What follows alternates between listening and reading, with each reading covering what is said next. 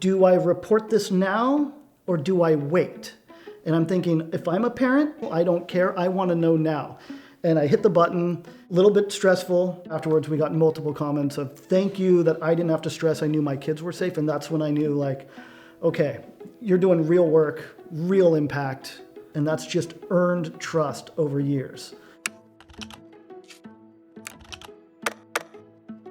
Before Watch Duty, it was incredibly challenging to find information on wildfires in people's area. Information was scattered all over the place. It came at irregular times. It wasn't well put together. At that point, I'd had a Facebook page covering fires in Sonoma County. I had been, I'll say, a self-taught fire reporter. I'd learned about heat signatures. I'd learned about all the things I thought I needed to know. Josh was also involved with Facebook and community outreach. And for me, it's I live in a small community. It's 5,000 people. I was a trusted voice. And I knew that there needed to be more people to do it. So it was a natural extension to jump in. Like both of you, I ran my own Facebook page. I was involved in fire a little bit. I was a volunteer with my local fire department. Now I'm here at Watch Duty. There was so many of us doing what Sarah was doing with Facebook pages. And we were all reporting after the 2017 fires in Sonoma County.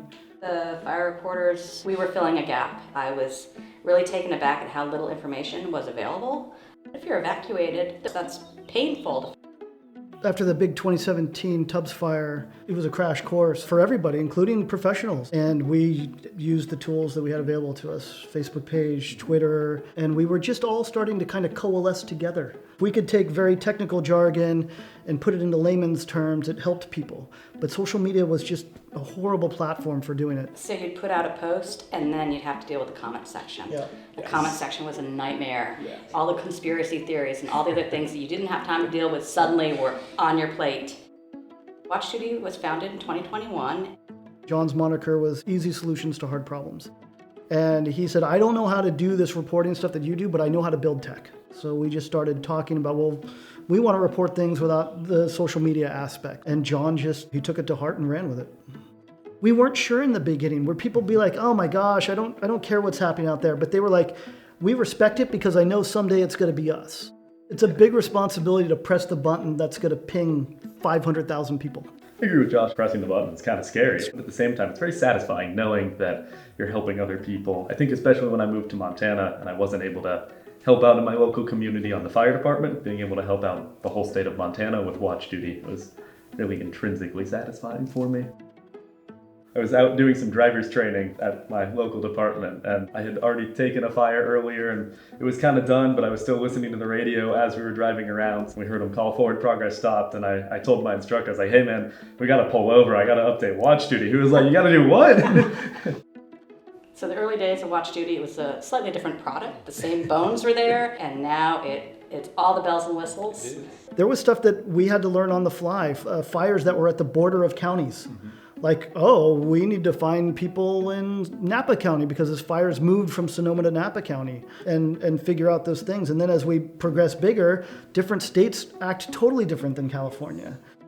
All of our reporters all started as volunteers. That's one unifying piece for our team. And I think that makes us a heck of a lot stronger as well. We have this really eclectic mix of people, and that shows in all of our staff. We have a pretty robust training program, but collaboration is at the heart of it all.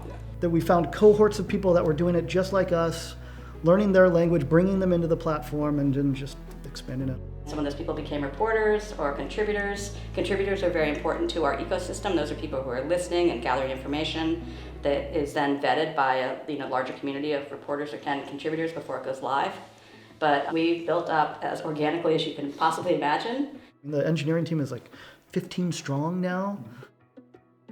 My world outside of Watch Duty is in technology. To watch a platform that we have scale to deal with the Palisades incident was absolutely amazing from a technology standpoint. I mean, you get Netflix-like traffic overnight. You had hundreds of users, then thousands, tens of thousands, then millions. And that thing stayed up when other OASs went down. It was just an absolute marvel. I have a huge amount of respect for this platform that exists that can scale infinitely now. What are you most proud of during your time with Watch Duty? The culture we built as a company, absolutely. I would say it's the most friendly group of people I have ever met anywhere. Everyone is incredibly willing to help other people out. And if you need anything at any time of the day, there's someone there to answer your question. Dovetailing on that, if the community finds its way to watch duty or gets pulled into watch duty is what makes us. We have mental health resources for all of our staff and volunteers. And there's even a lot of PTSD within the reporting staff. There's a lot of people that have lost homes. And that was why they wanted to get involved in watch duty. Being able to manage that stress and cope with it was key.